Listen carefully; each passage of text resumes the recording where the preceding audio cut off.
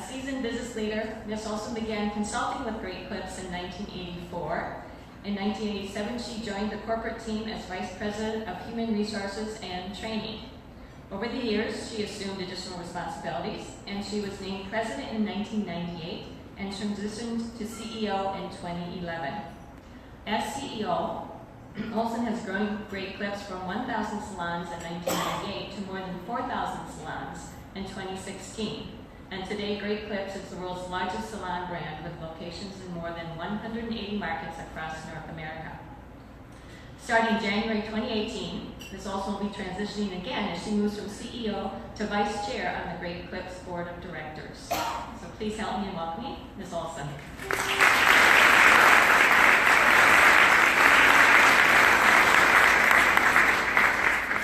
Good morning. I told them that you would, oh wait, let me see, first test of an executive. Can they turn on a microphone? You know, it is a little harder than you may think sometimes. They told me about that podium, and I said, you would not want me at that podium. I never stand still. I never sit still.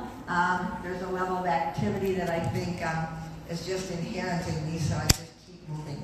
And I would be really, really boring at that podium. So I'm going to try and keep this microphone, this clicker in my notes, somehow together in a way to share with you some personal thoughts about how physical fitness fits in my life, how it affects the organization, and a little bit about some of the leadership lessons that I learned that I believe have affected my health. So I think you got a good sense of the numbers of Great Clips, but I'm going to start with, let's see, numbers.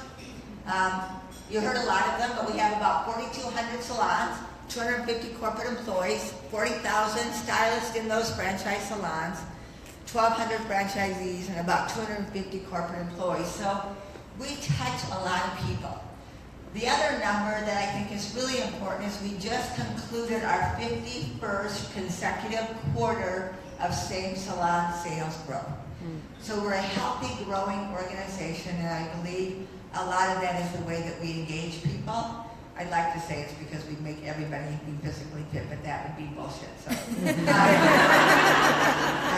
I thought that would maybe not be totally honest, but I probably would give it a little more credit than it was due. So one of the things I thought I would share with you is my personal vision, because I believe that most of the time our mental health, our physical health, the way we influence people and lead people has to do with our own vision, and a lot of times we don't have the opportunity to write that down.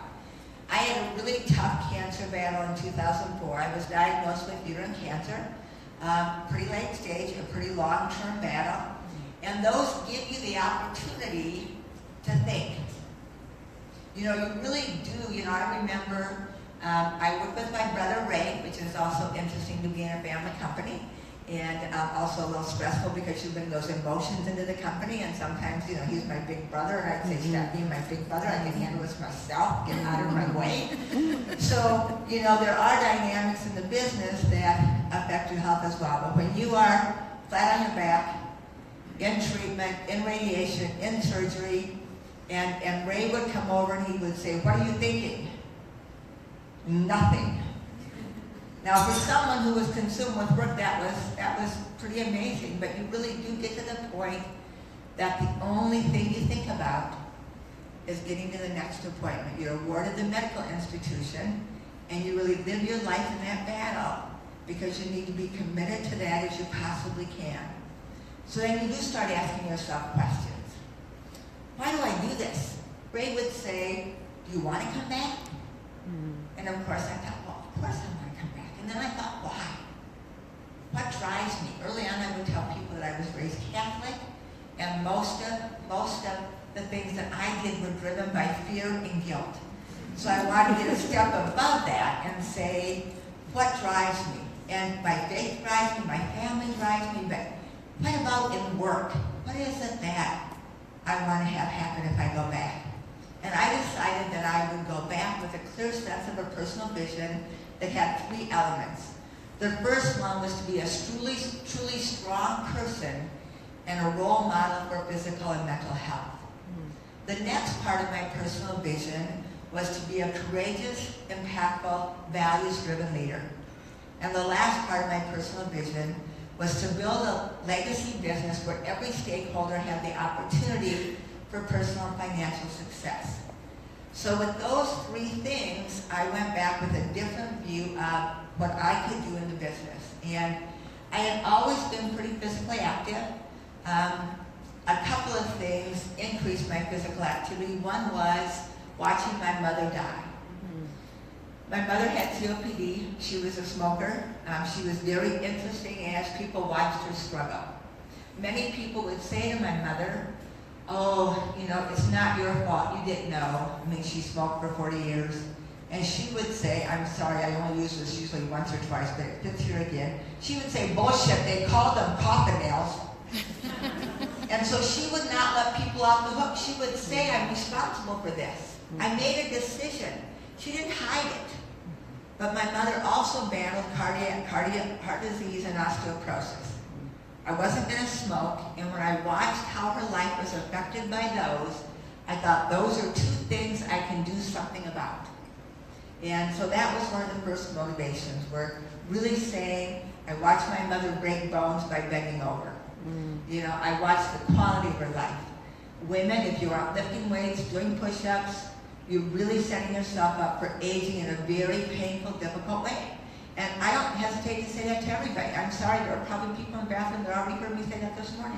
So I'm a little conspicuous, and I couldn't talk about our wellness programs, but what I really want to talk about is our wellness culture and the fact that everybody in the organization that talks about health and wellness and the role models that you develop. You have role models in your organization. Now, it does help that I have a little bit of ability to be visible in the organization, but any advocates that you can build in your organization that will talk about physical and mental health will add value. So let's talk about a few of those individual personal vision statements. So this is this is how I look doing push-ups. So one of the things, my claim to fame was the ability to do 200 push-ups in sets of 30 with 3-minute cardio breaks in 45 minutes. I got up to 211. I did that all the way to my 64th birthday, and then I tore a rotator cuff. I did it every other day. I did back off to 100 when my orthopedic PA son said I was going to wreck my shoulders, and then I found out he was right. So, but one of the reasons I started doing push-ups is because I could do them anywhere. I travel 100 nights a year. I could do them in the corner of the airport. I could do them wherever I wanted to do them. And they are one of the best full body workouts for women because we don't have upper body spread. For men, they aren't as good because they don't work your whole core. So when I think about physical health, that's really clear to me. But the other thing that I really wanted to be a proponent of or be clear about or visible about is mental health. I think most people know that physical and mental health are connected, and then when I say that, I think, a lot of people don't understand the compelling connection between physical health and mental health. It's so compelling for me because my father was a chronic abusive alcoholic. My mother battled depression. I had to take my senior prom day to the locked psych ward, and so mental health was a big deal in my family. And I also wanted to counter that in the way that I lived. I wanted to pay attention to that. I wanted to check myself. I wanted to watch myself. I also, had the same challenge with my mental health that I think many of us have. We compare ourselves to others and we feel like we are not as good as they are, and we think everybody else has a perfect life and we should have one. It's one of the things that causes mental health problems. People look at you and say, oh my gosh, you're beautiful, you have a great job, and you work out, and your kids are perfect, and your house is gorgeous, and then they all want to be like you. And that's not your life. They don't know about the pain. They don't know about the struggles. They don't know what it took you to get there. They don't know. I have 3 sons. They're 37, 39, and 40. Only one was good. The rest gave me an incredible amount of humility and gratitude once they got out of the trouble they were in. So, but you know what? It helps to say that because you may look at me and say, oh, I bet our kids are perfect. No, they aren't. So when your kids aren't perfect and it affects your mental health because you think everybody else has perfect kids, let go of it. They don't.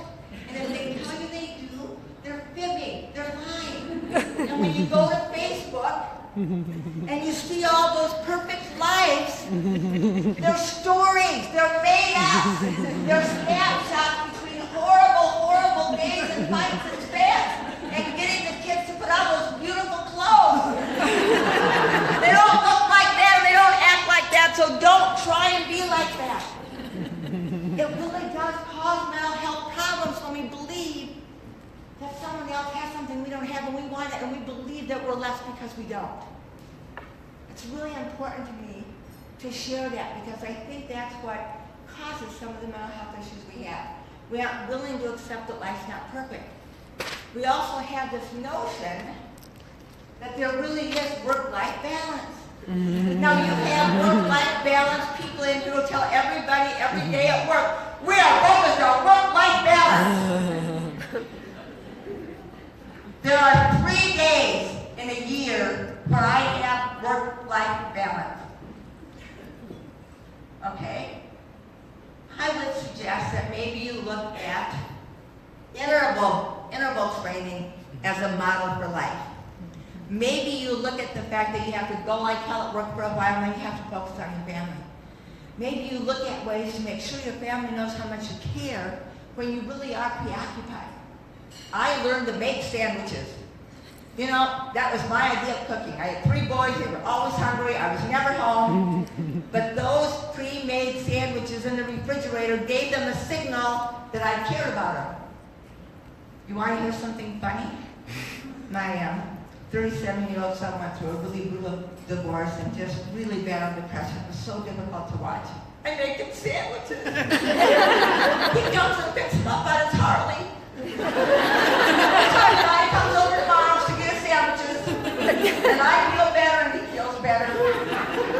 So there are ways. And then after my 39-year-old son was feeling a little left out, so I made him some sandwiches on Father's Day so he could take some home. So I also make them for my husband. Anyway, so one big tip, what do you take away? Make sandwiches for the guys. It helps so they don't eat junk food. It's a health tip. So one of the other things I think about is work-life balance is not possible.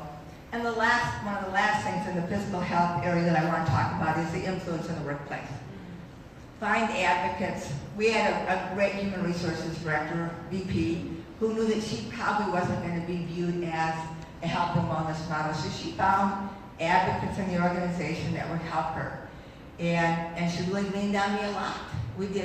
I beat every guy in the office at push-ups. I only got beat by one man.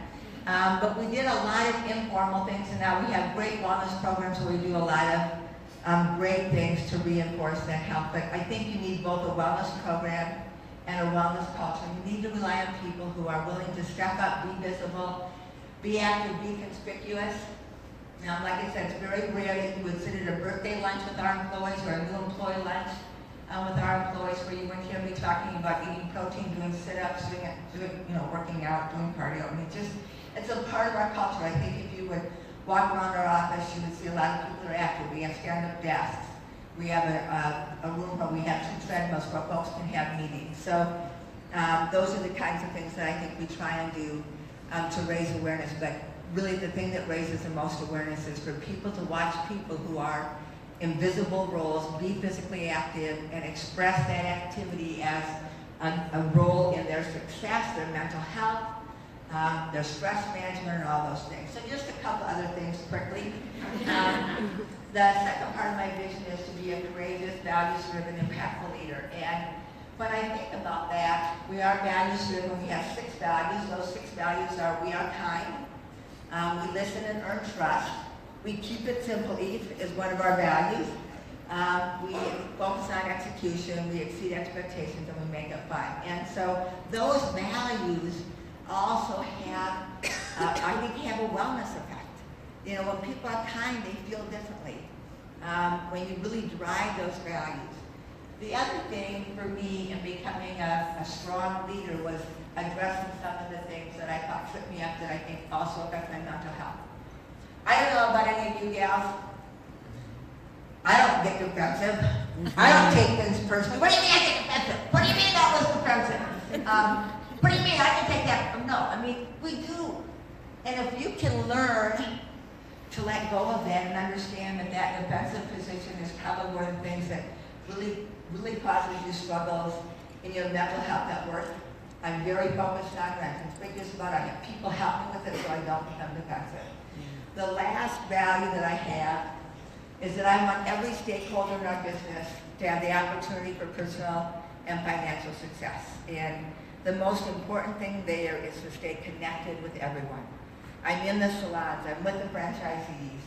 I pay attention to everyone who's involved in our organization. I truly believe that everybody that I interact with should feel differently after we interact. When I'm in salons, I actually will show them the ergonomics that they need to do to prevent carpal tunnel and thoracic outlet syndrome. I'll show them how to go to the bathroom and do counter push-ups if the customer stresses them out. So, there are a lot of ways that you can touch people and share your thoughts and feelings. And the last thing that I think has helped me, and maybe our organization, and someone mentioned that they saw it in one of my speeches, so I thought I would add it, but I think if you want to be mentally healthy, physically healthy, you need to take a level of responsibility and sometimes not expect other people to do things or react differently unless you are. So when you think about how many times you're stressed because your coworkers or your children or someone else doesn't do what they're supposed to do and you wait for them to change. My famous quote is, the role of a leader is not to manage and change others, it's to manage and change themselves. So I just focus on what I can do to change. So, 3 boys, only one was good. The other 2 seemed to be sneaking out at night. Now the reason I knew that was because Andy was fully dressed at 3 in the morning and I'm very intuitive. Kind of odd that he's fully dressed at the refrigerator at 3 in the morning. So I started checking their bed. They shared a room. Sure enough, a few nights later they were gone, the pillows were fluffed up. And I thought, well, I could do my normal thing. Elbow my husband, cry, elbow my husband, get up and sit in a chair and cry, start making up all kinds of things about what's happening to them. Then go and elbow my husband to see if he would get up and be miserable with me, and he would never do that. Or I could do something different. And that night I decided to do something different, so I just went and crawled in Ben's bed. I thought, if I need some sleep, and this way I'll know when they get home, and I can react a little bit differently to them. So I went and crawled in Ben's bed, and I actually slept pretty well.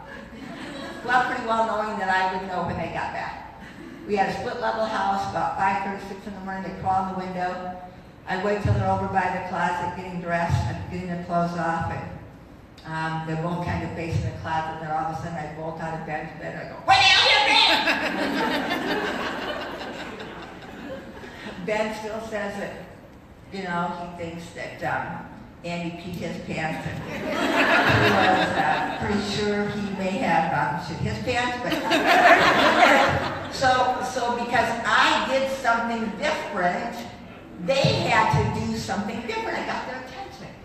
And that's been one of the things that's helped me so much, because a lot of my stress and my mental health is really around what are they going to do? How can I get them to do something differently? And really assuming that responsibility myself has made a huge difference. So those are some of the things that I want to share this morning. We have a great staff at Great Clips. Carrie, our director of HR, is here this morning. They do a wonderful job of the programs and awareness and the way they treat people. And I really believe that if you have an organization where you care about people, you have to care about their health. There just isn't an option. There just isn't. And when your employees know that you care and you guide them in a physical, healthy way, the results are incredible. So thank you for the roles that you have in your organization to bring that about and make that happen in your organization. Thank you.